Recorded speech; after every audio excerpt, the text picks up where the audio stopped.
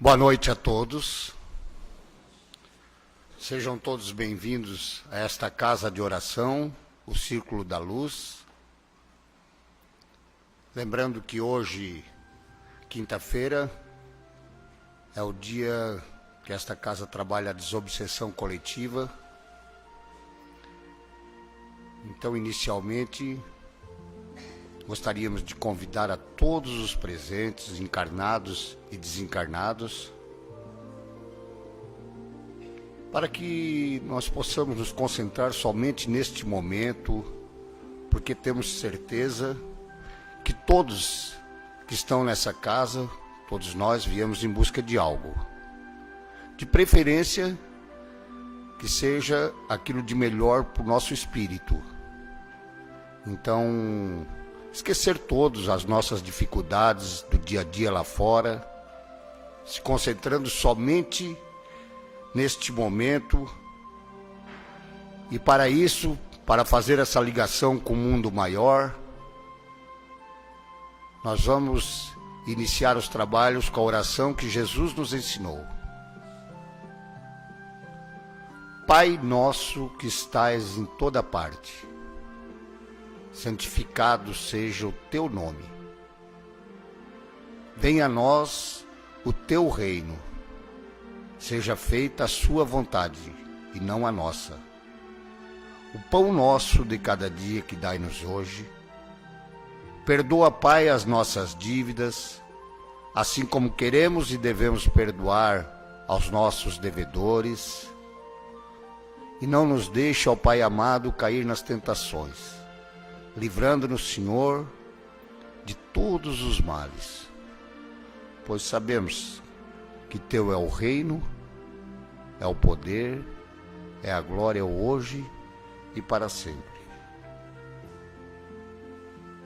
Ainda envoltos neste momento de prece, em que fizemos contato com o mundo maior,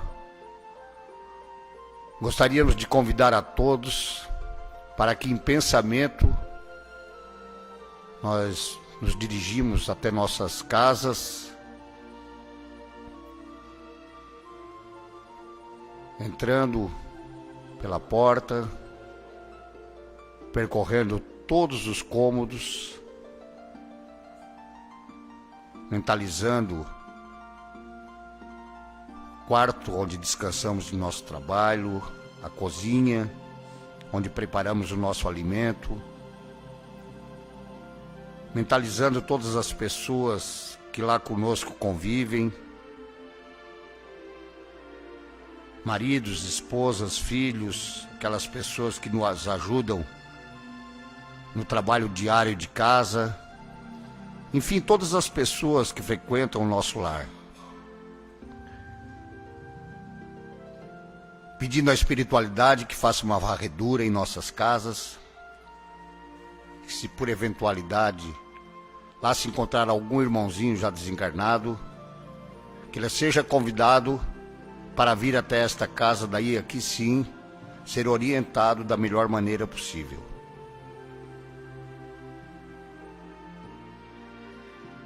E assim lentamente nós vamos voltando a este ambiente.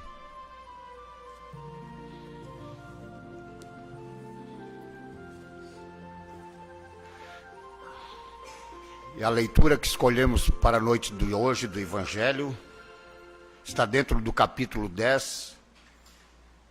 Bem-aventurados os que são misericordiosos. A lição de número 7, ela diz assim: se, portanto, quando for de depor vossa oferenda no altar, vos lembrardes que o vosso irmão tem qualquer coisa contra vós, deixai a vossa dádiva junto ao altar e ides antes reconciliar-vos com o vosso irmão. Depois, então, voltai e oferecê-la. Quando diz, ide reconciliar-vos com o vosso irmão, antes de depordes a vossa oferenda ao altar, Jesus ensina que o sacrifício mais agradável ao Senhor é o que o homem faça do seu próprio ressentimento,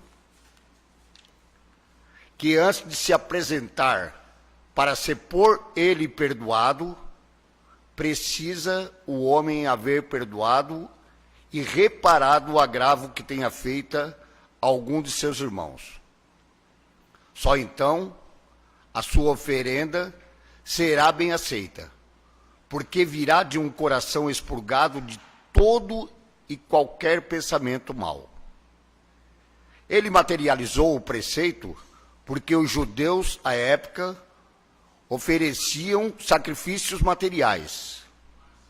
Cumpria-lhe conformar suas palavras ao uso ainda em voga, à época.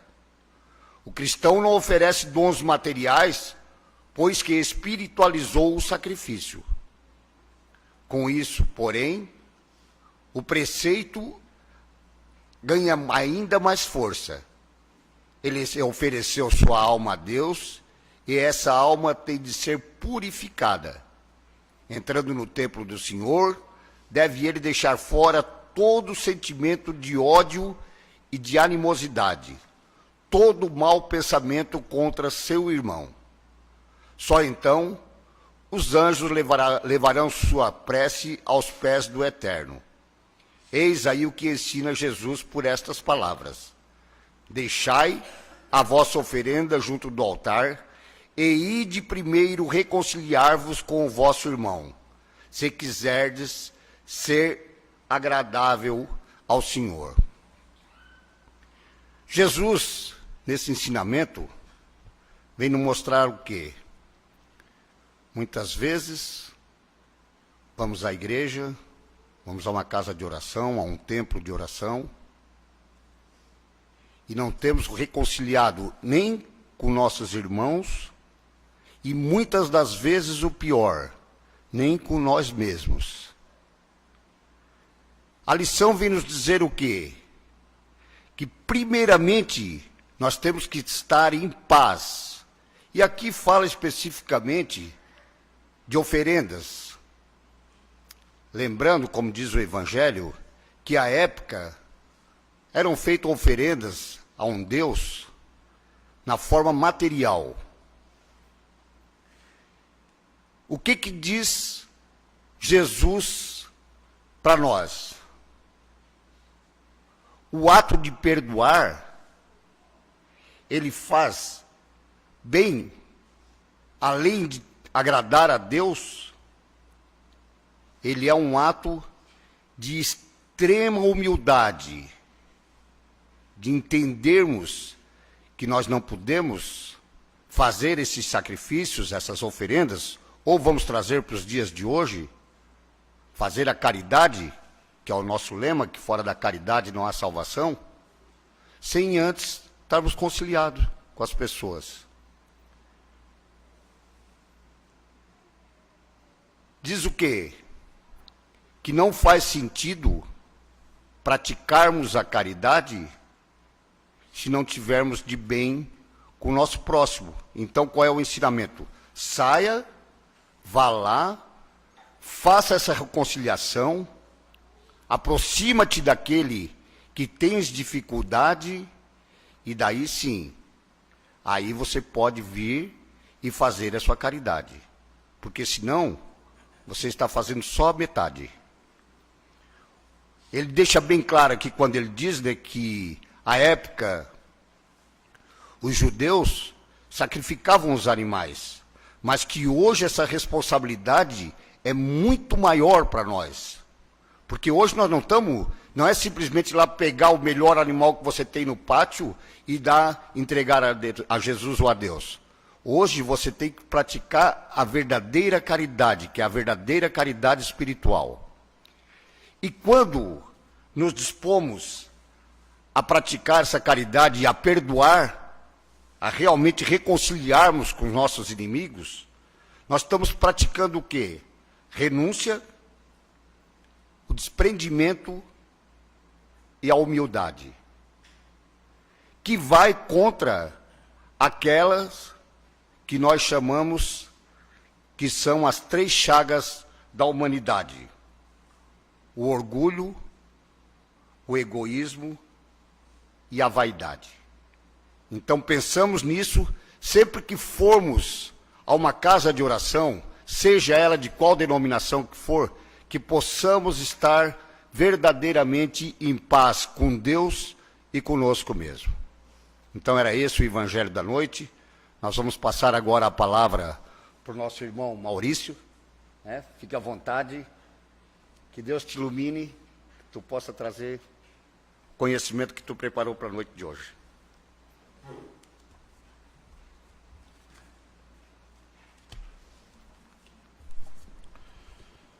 Boa noite, senhoras, senhores, queridos irmãos. Boa noite. Que a paz do Meigo Nazareno seja uma constante em nossas vidas.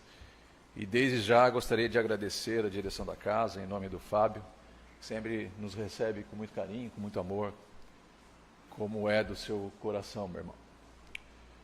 Mas a noite de hoje pede reflexões profundas, e elas já iniciaram com o nosso irmão Paulo, que tem sempre a missão de causar impacto na nossa vida, mas na nossa vida do cotidiano, das coisas comuns.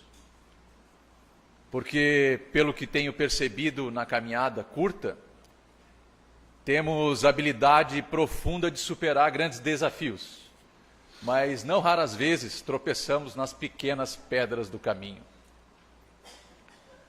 O fato é que a humanidade tem perpassado ou vivido sobre duas ideologias, dois princípios basilares, que de certa forma se confrontam e são completamente opostos, e por via de consequência têm levado a humanidade, seja para a esquerda ou para a direita, em razão desses princípios que têm sido vividos. O materialismo, que tem dominado a humanidade há muitos e muitos e muitos séculos, tem causado dano extremado na vida do espírito imortal, que reencarna no nosso planeta, e esquecido de que ele se trata de um espírito imortal, passa a vivenciar os valores de uma sociedade onde esse espírito se encontra reencarnado. Não raras vezes, no meio social em que vivemos, valorizamos de modo demasiado o corpo físico, como se o corpo físico fosse o máximo valor que a criatura pudesse deter em suas mãos. Todavia, o espírito imortal, para o espírito imortal, o corpo nada significa, uma vez que ele, no mundo espiritual, é destituído de corpo físico. Mas para o homem reencarnado como nós, o corpo físico tem valor de modo profundo na nossa caminhada.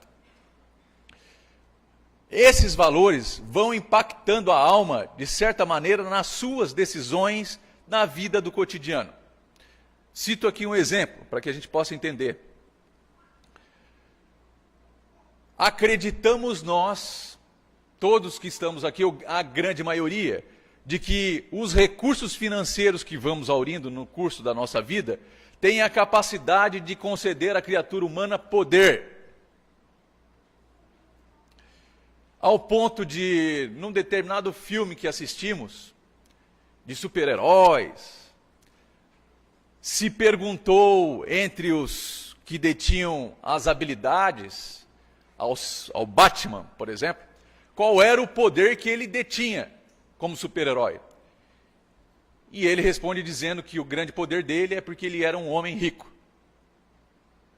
De certa maneira, a riqueza no mundo material proporciona ao homem reencarnado diversos benefícios, diversas concessões, diversas situações em que ele acredita e em que, de fato, não haveria necessidade de ter contato com outros indivíduos. E ele, por si só, com a riqueza que possui, ele, acreditando por via de consequência de que viverá na Terra um determinado período, ele passa a amealhar riqueza e riqueza e riqueza, porque tem medo da morte. No fim é isso.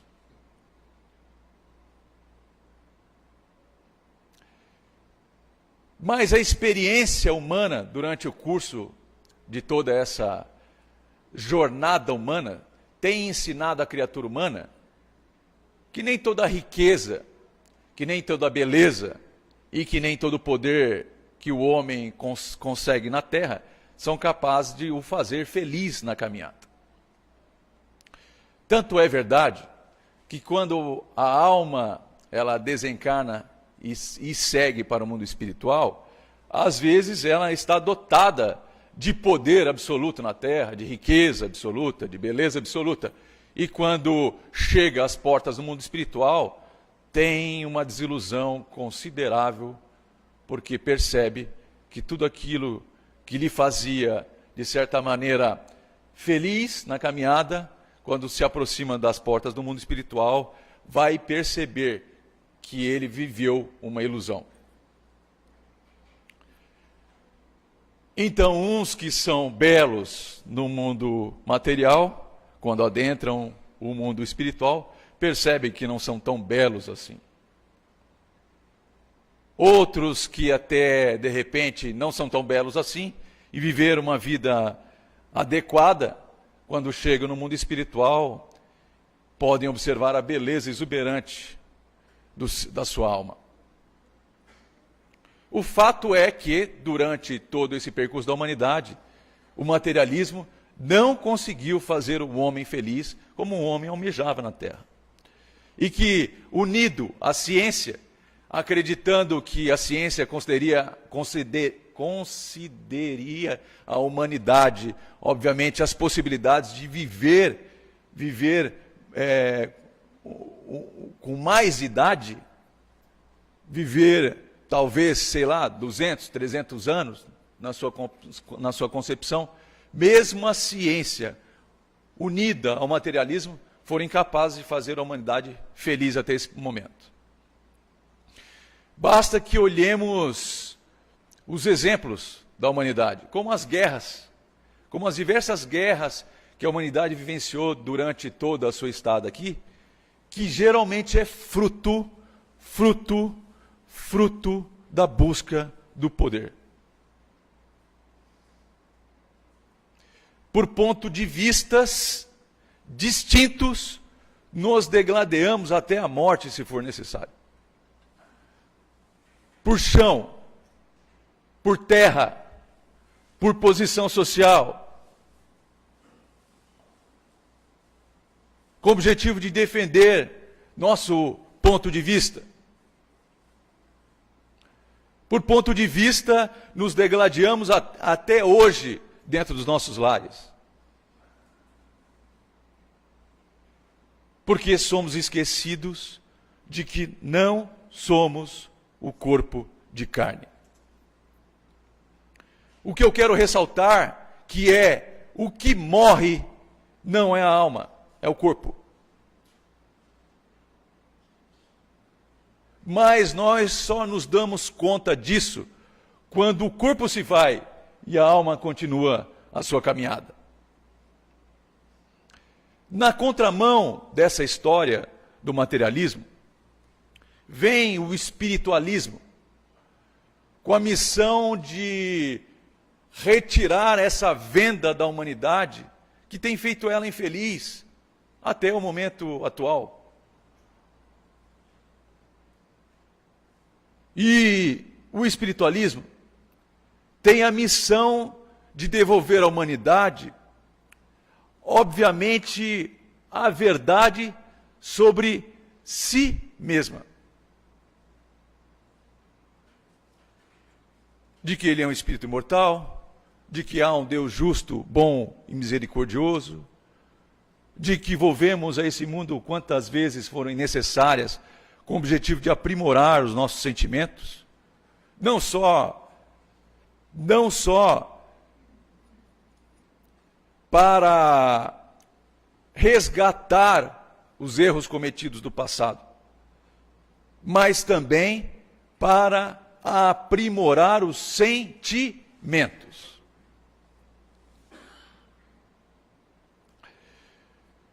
Me lembro que Jesus, ele se encontrava às margens do Tiberíades, do lago de Genezaré.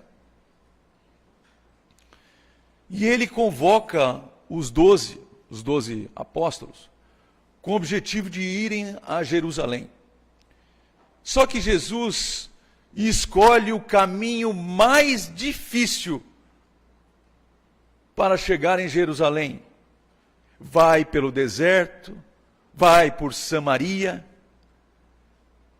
povo que era inimigo dos judeus, ao invés de ele ir às margens do Jordão. Ele escolhe o ambiente mais árido, o ambiente mais difícil, e narra o Evangelho que João, o evangelista, aquele, o amado do Cristo, aquele dos 16, 18 anos, aquele que entre os apóstolos era o que tinha uma noção espiritual mais elevada, corre na frente, chega em Samaria, e sabemos que havia uma cultura naquela região. Porque todo o viajante que seguia a viagem pelo deserto, quando chegava na cidade, era recolhido pelos seus moradores. Ali eles serviam água, tratavam da pessoa que estava em viagem, com o objetivo de cumprir com uma cultura. E quando João chega em Samaria, na terra dos samaritanos, ele vai pedir guarida aos samaritanos para que o Cristo ali pudesse ficar. E eles perguntaram a João: para onde vocês estão indo? Estamos indo a Jerusalém. E eles disseram: aqui vocês não têm guarida, porque o povo judeu era inimigo dos samaritanos. Ou melhor, os samaritanos eram inimigos do povo judeu. Então João volta até o Cristo. E quando se aproxima do Cristo, diz: não temos guarida lá com os samaritanos. O Senhor quer que eu mande o fogo dos céus queimarem toda aquela terra e toda aquela gente, porque era no texto sagrado que aquele que não desse guarida, o fogo dos céus haveria de corroer a família inteira. E João diz ao Cristo: o Senhor quer que eu rogue ao Senhor da vida que queime todos os samaritanos? Ele diz: o Filho do Homem não veio para destruir, mas para salvar. E eles seguem viagem até chegar em Jerusalém. São 150 quilômetros a pé, num sol escaldante, num deserto perigoso, sem água, sem comida, vivenciando as situações dos fenômenos naturais daquele ambiente. Imaginem vocês, quero que vocês imaginem o Cristo chegando em Jerusalém, e a primeira pessoa que vem recebê-lo é um doutor da lei. Não traz água, não lhe dá guarida, não dá nada ao Cristo. Cristo estava cansado, exausto, e qualquer um de nós aqui já teria explodido. E o doutor da lei, quando se aproxima do Cristo, se aproxima com um objetivo específico, de tentar o mestre. E ele faz uma pergunta capciosa: o que se deve fazer para ganhar o reino de Deus?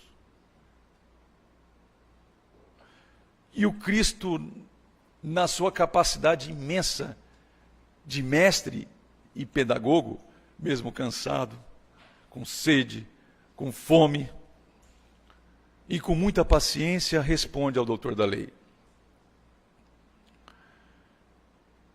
o que está escrito na lei? Que lê nela? E a pergunta é profunda, porque quando Cristo pergunta o que está escrito na lei, ele está devassando o interior, o conhecimento do doutor da lei. Mas quando ele pergunta como ler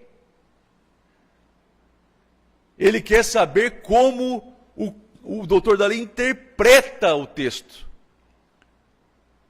E o doutor da lei, como todos nós, como se estivesse ditando a questão de número 625 do Livro dos Espíritos, com aquela sabedoria profunda e conhecimento profundo do texto sagrado, vai dizer: amarás teu Deus de todo o teu coração, de toda a tua força, de todo o teu espírito, e ao próximo como a si mesmo. E engraçado que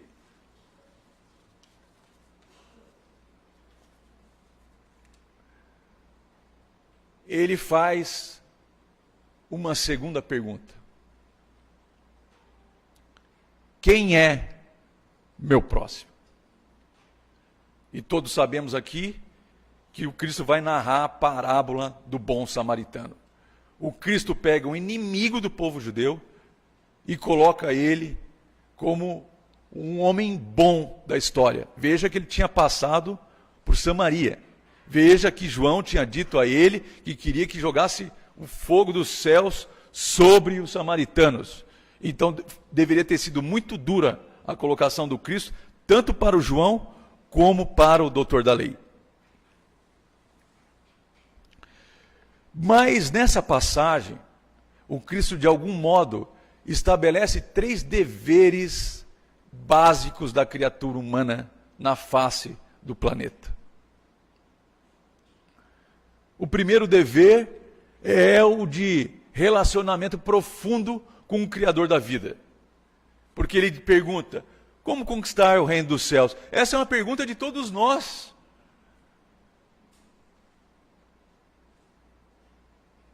Eu vou traduzir a pergunta para vocês. Como conquistar a paz interior?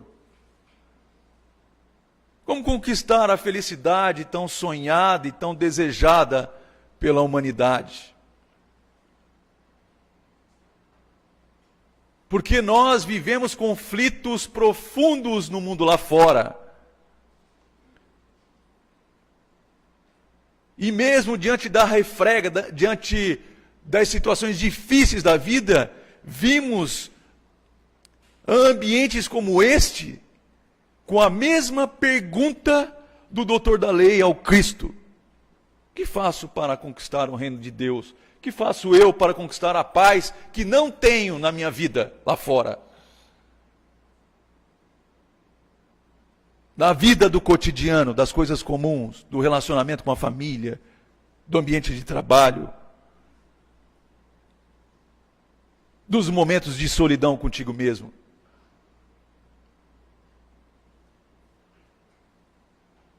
E o doutor da lei, ou o Cristo, responde: amarás teu Deus de todo o teu coração, ao próximo como a si mesmo. Então, o primeiro dever do homem é para com o Criador da vida.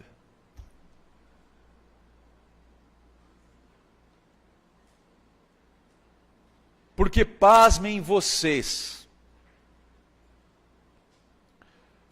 o modo como vocês se relacionam com Deus, com o Criador da vida,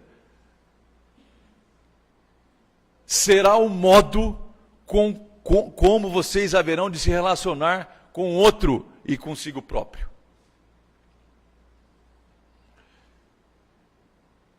Se nos relacionamos de modo com revolta, com medo, com indiferença, com orgulho, com vaidade, com egoísmo, para com o Criador da vida, esse será o parâmetro de como haveremos de nos relacionar com o outro e conosco mesmo.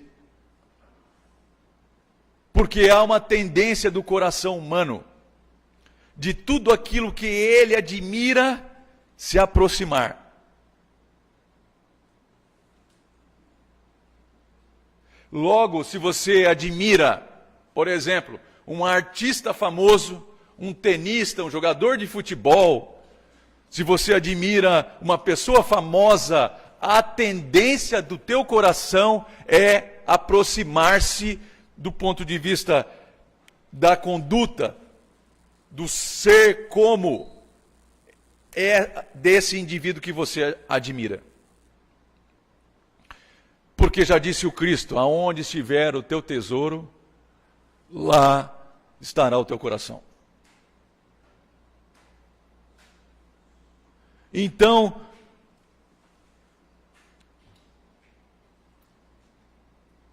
se admiramos o Criador da vida, a tendência do coração humano é de querer ser como o Criador da vida.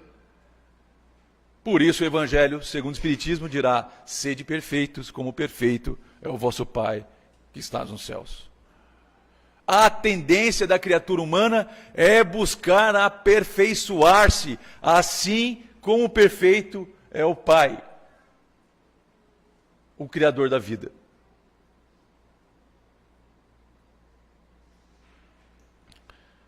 Agora, se admiramos o mundo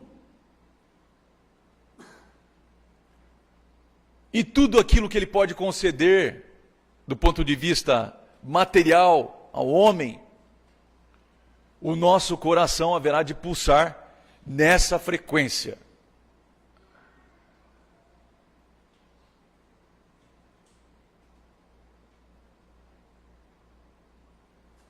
E buscaremos viver tudo que o mundo pode oferecer, mesmo que aquilo que o mundo ofereça não te faça feliz.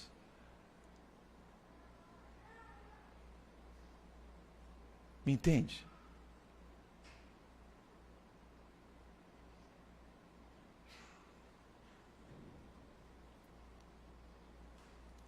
Então, temos aprendido que a dor e o sofrimento que vivenciamos na vida é fruto dos valores que carregamos no coração.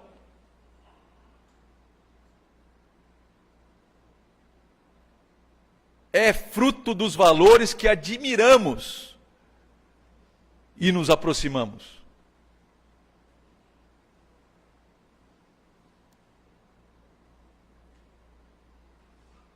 É fruto das decisões que vamos tomando na caminhada.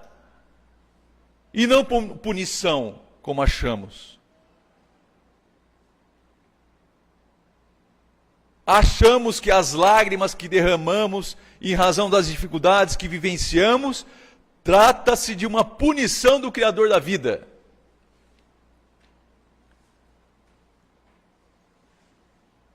Quando na verdade são frutos das nossas escolhas. E por via de consequência, se apreciarmos, na profundidade da questão, são as consequências das decisões.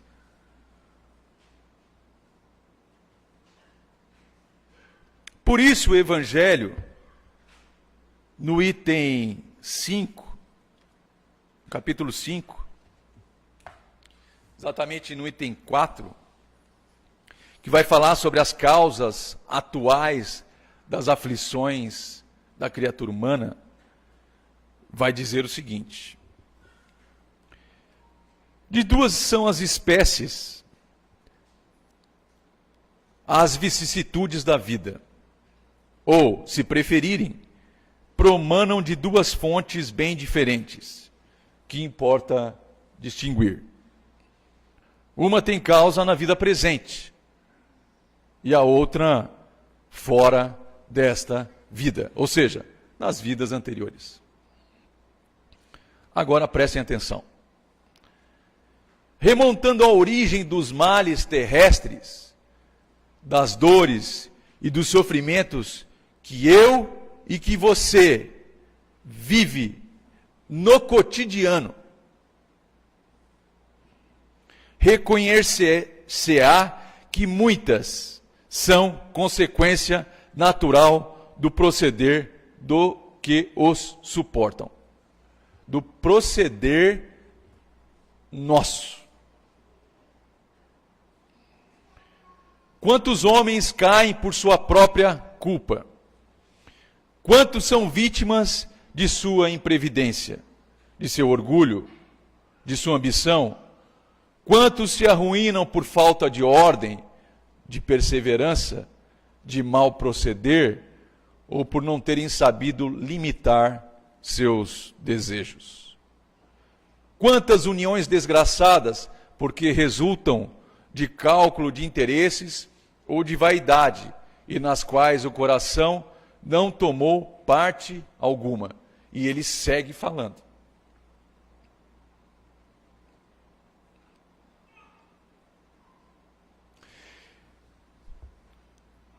Então, todas as dores e todos os sofrimentos que vivenciamos hoje, ou podemos vivenciar amanhã, sempre será reflexo das decisões que tomamos na caminhada. E não uma punição. Ação, consequência. Ação, consequência. Até você aprender a fazer uma ação bem feita, cuja consequência será, obviamente, o sentimento de bem-estar.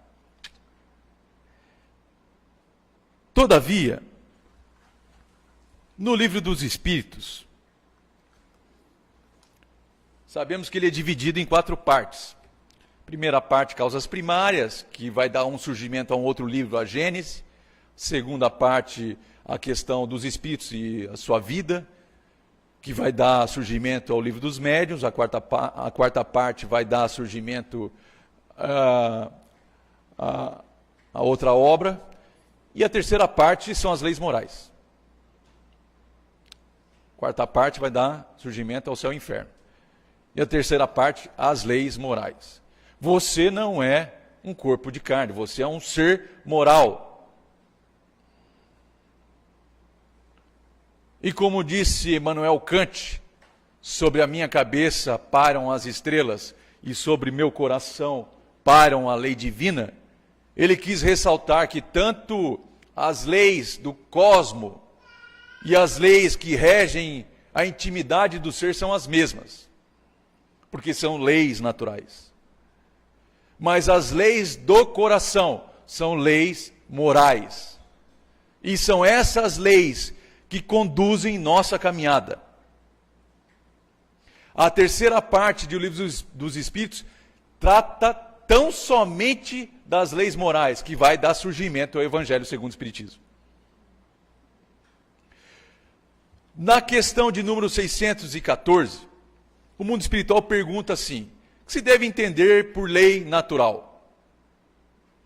E os espíritos dizem: a lei natural é a lei de Deus. Leia-se aqui a lei moral. A lei que rege tua intimidade, a minha, e a intimidade de todas as almas criadas pelo Criador da vida, pelo universo.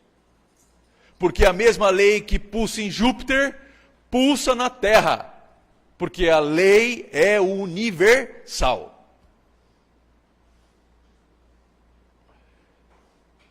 Mas o mundo espiritual vai dizer: é a única verdadeira para a felicidade do homem. Vou repetir: a única. Não diz essa e mais uma. É essa e a lei civil. É essa e aquilo que você pensa. Ou eu penso. Diz: é a única verdadeira capaz de fazer você e eu felizes. Indica-lhe o que deve fazer ou deixar de fazer. E ele, quem? Você e eu.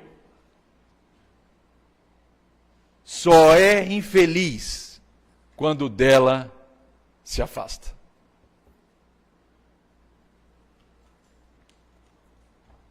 Isso aqui dava uma palestra.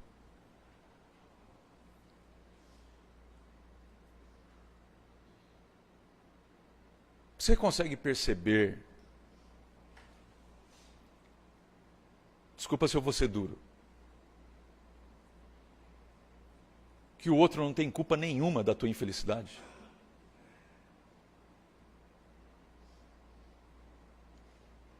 Você consegue perceber que o marido não tem culpa da infelicidade? Que a esposa não tem culpa da infelicidade sua?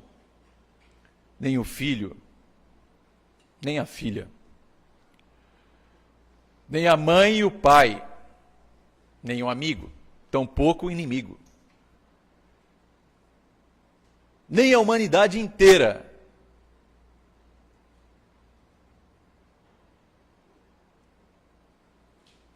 E que o único responsável pela infelicidade em que sentimos no interior da alma, porque às vezes ninguém sabe. Ninguém sabe o sentimento de vazio existencial que às vezes temos na caminhada. Aquele momento na vida que nada tem sentido. Aquele momento em que você está no meio da multidão, mas está sozinho. Aquele momento em que estamos festejando o Natal, mas a vontade é de sair correndo.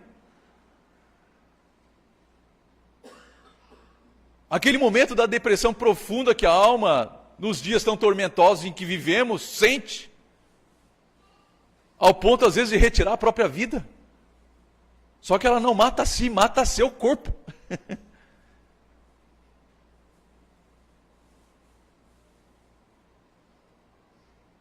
O único responsável pela infelicidade que temos na caminhada somos nós mesmos. Por uma simples e única razão. Única e simples razão. Como diz o artigo, é coisa do dia a dia. A questão. Indica-lhe o que deve fazer, deixar de fazer. E ele só é infeliz quando dela se afasta. Indica o que você deve fazer ou deixar de fazer, porque às vezes é melhor deixar de fazer. E você só é infeliz quando se afasta das leis divinas.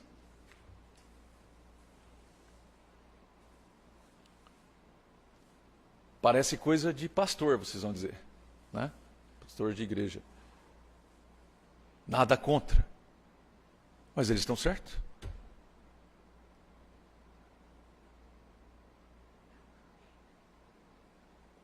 Quantas e quantas e quantas e quantas reencarnações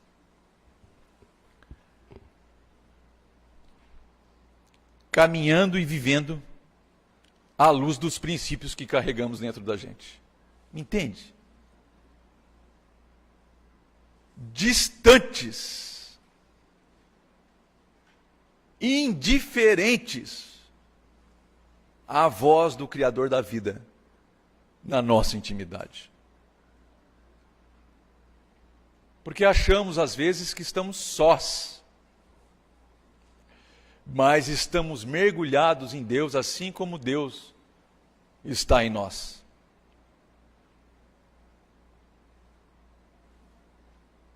Se fizéssemos silêncio profundo da alma e abríssemos o coração verdadeiramente, certamente sentiríamos a presença divina em nossa vida. O fato que isso acontece com muita frequência quando adoecemos. Porque o silêncio se faz no interior e o mundo perde o sentido. E nesses momentos mais extremados da vida, ouvimos a voz do Criador, não como uma voz humana, mas como um pulso na intimidade. Entende?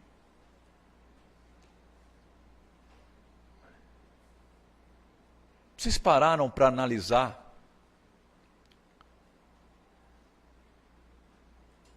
a humanidade em que estamos vivendo hoje?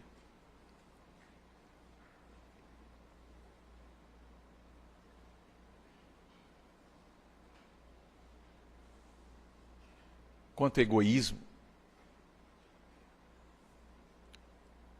Primeiro eu, depois o resto. Primeiro eu, e depois o resto.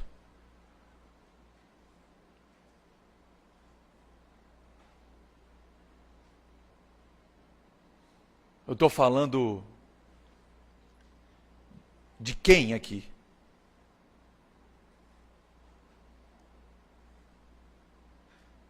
Quanto orgulho? No sentido de o que eu digo é lei. E ai de ti.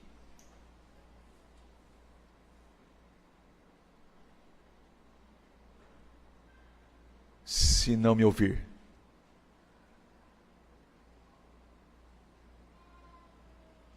E olhem as famílias no mundo.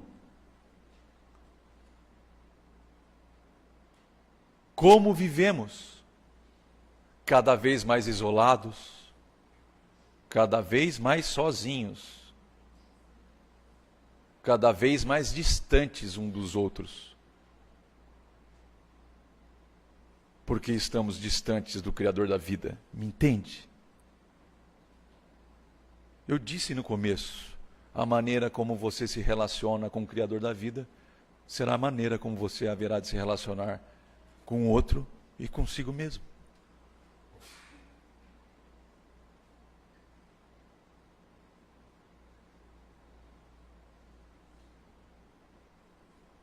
Os homens e as mulheres no mundo, os seres humanos se agridem até ferirem, matam por nada. Um tênis, R$50 dentro do bolso, porque o cara não quis dar. Se o vizinho tem uma casa boa, eu me revolto com o Criador da vida, porque não me deu.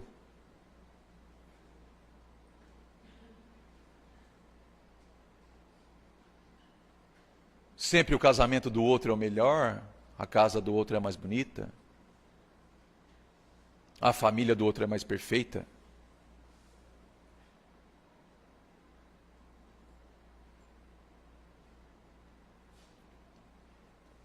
E para mim, só o resto.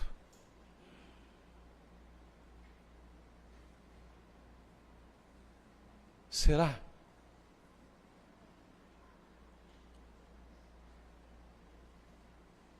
Que Deus não tem proporcionado a cada um de nós tudo quanto necessário com o objetivo de percebê-lo?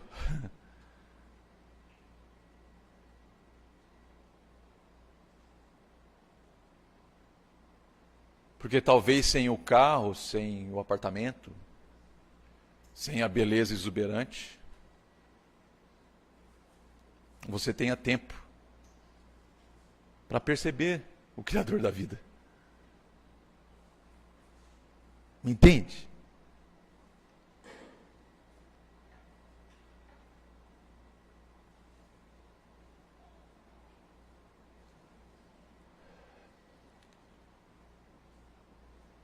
É difícil, às vezes, refletir sobre essas questões. Porque essas questões levam a cada um de nós a um mergulho intenso dentro de si. E a se perguntar de fato: o que eu vim fazer nesse mundo? De 7 bilhões de pessoas reencarnadas e talvez uns 20 bilhões de espíritos do outro lado. O que você está fazendo aqui?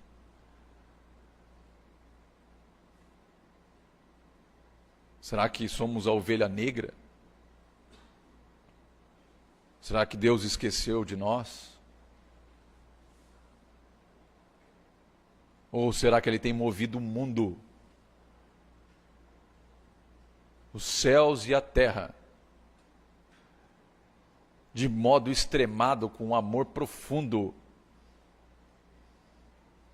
olhando você do berço ao túmulo, do túmulo ao berço, cuidando da tua caminhada, velando como um pai vela por seu filho.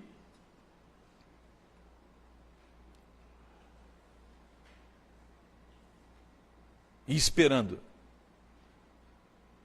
o momento em que o filho ouça as palavras do pai e agora escolha melhor na sua caminhada.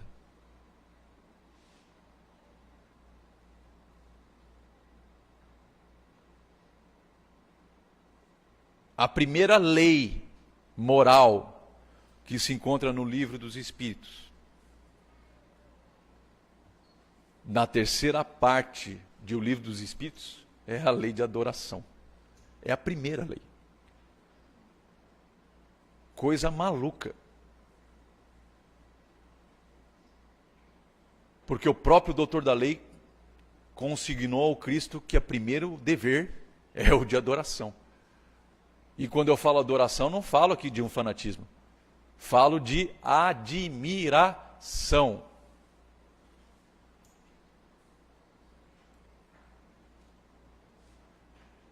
E o mundo espiritual haverá de nos ensinar que a forma de adorar ou admirar o Criador da vida é com um coração.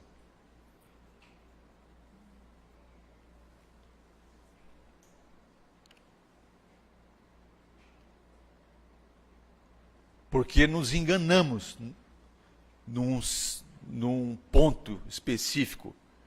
Porque achamos que aquilo que pensamos é fruto simplesmente da racionalização das nossas ideias. Mas o que pensamos está mergulhado em profundo sentimento.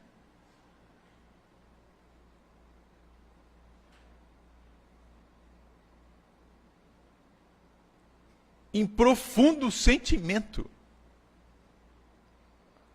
Por isso que você pensa com raiva. Por isso que você pensa com indiferença às vezes, com raiva, com rancor, com mágoa, como foi dito aqui pelo Paulo. Porque o Paulo começou a exposição falando sobre o perdão. Racionalmente você perdoa, mas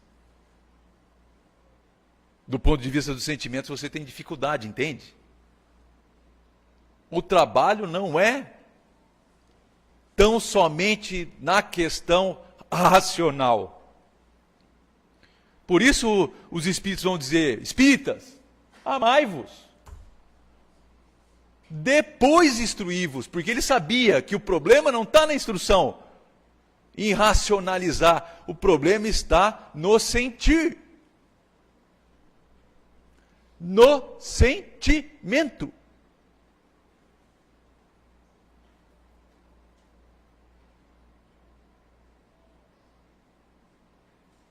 Por isso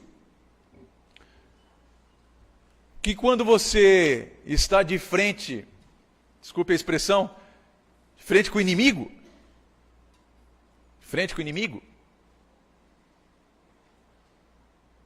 o inimigo vai olhar para ti e passaram 30 anos. Ele vai dizer, em 1977, ele não esquece. Assim como você também não esquece. E vivemos uma vida vazia. Por imposição divina? Por imposição de alguém que vive contigo? Por imposição dos filhos, dos pais, dos amigos? Ou por escolha? Entende? Por escolha.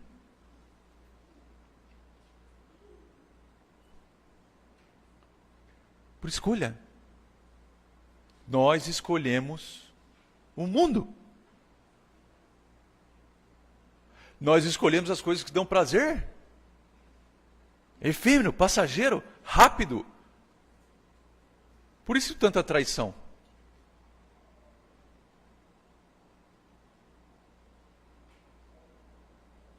Por isso tanta desonestidade. Por isso da corrupção.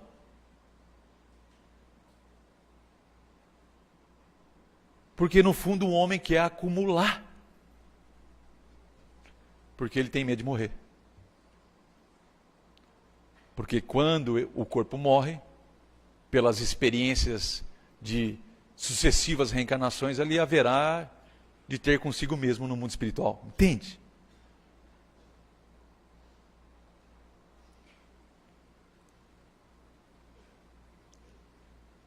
Então, fica aqui a mensagem de que talvez seja a hora, diante da maturidade espiritual que já possuímos, de ouvir e se aproximar do Criador da vida. Porque as nossas experiências anteriores não foram bem-sucedidas, me entende? É como se o filho estivesse batendo a cabeça na parede e a gente deixa até quando ele não aguentar mais. Ele vai parar de bater por escolha, não por imposição. Por escolha.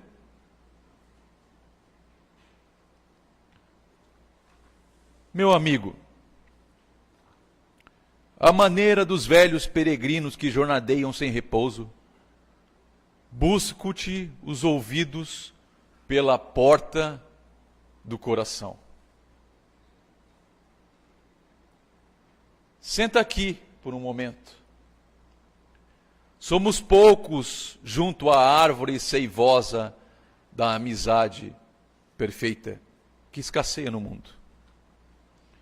Muitos passaram traçando-te o caminho. Visitaram-te muitos outros, compelindo-te a dobrar os joelhos perante os céus, num culto exterior. Não te imponho um figurino para atitudes exteriores. Ofereço-te o lume da experiência. Não te aponto normas para a contemplação das estrelas. Rogo, veja no firmamento a presença divina da divina bondade.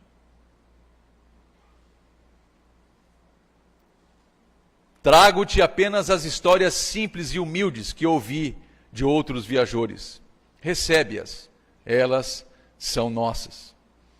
Guardam o sorriso dos que ensinam no templo do amor e as lágrimas dos que aprendem na escola do sofrimento, como todos nós. Assemelham-se a flores pobres, entretecidas de júbilo e pranto, dor e bênção, que deponho em tuas mãos para a viagem no mundo, como estamos fazendo, porque não somos daqui. Acolhe-as com tolerância e benevolência. Dir-te-ão todas elas as histórias, que, além da morte, floresce a vida, tanto quanto da noite ressurge o esplendor solar, e que se há flagelações e desesperos ante o infortúnio dos homens, fulge, sempre pura e renovada, a esperança e a alegria ante a glória do Senhor das estrelas. Que assim seja.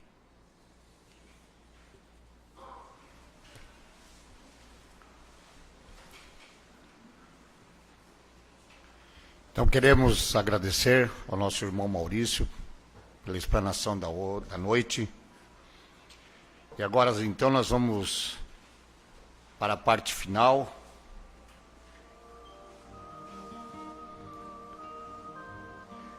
Queremos pedir à espiritualidade amiga, ao nosso Pai Maior, que coloque sobre as águas todos os fluidos necessários,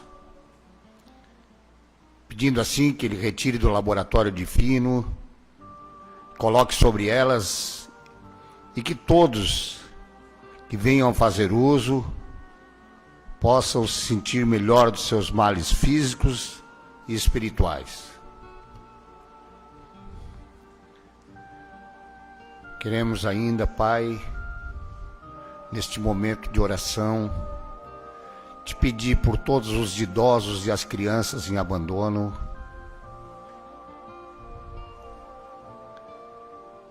Queremos te pedir, Senhor, por todos aqueles que se encontram em hospitais, padecendo dos males físicos e espirituais. Queremos te pedir, Senhor, por todos os nomes na urna, de encarnados e desencarnados. Queremos pedir, Senhor, a tua bênção a todos aqueles que são portadores de dependência, seja do álcool, das drogas, os compradores, os comedores compulsivos, os jogadores compulsivos, enfim, Senhor, por todos aqueles que padecem desses males, que tu possa, meu Pai, colocar a luz sobre eles.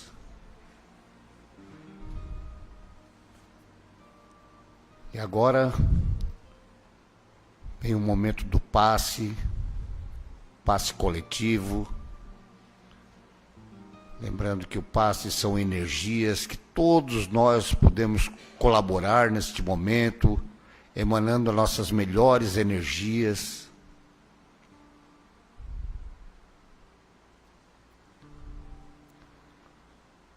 Ó Pai, tu que és este Pai de amor e de bondade, este Pai somente de misericórdia, te pedimos, Senhor, conforme a fala da noite, que possamos te trazer dentro de nossos corações, Senhor, entendendo teus ensinamentos e do Evangelho de Jesus.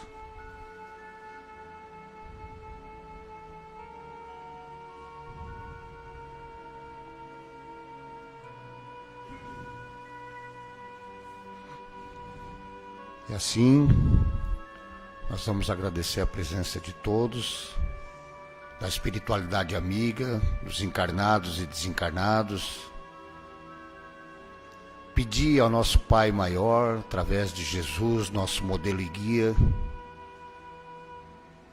porque Ele mesmo falou que onde houvesse 2 ou mais pessoas falando em seu nome, que ali Ele estaria.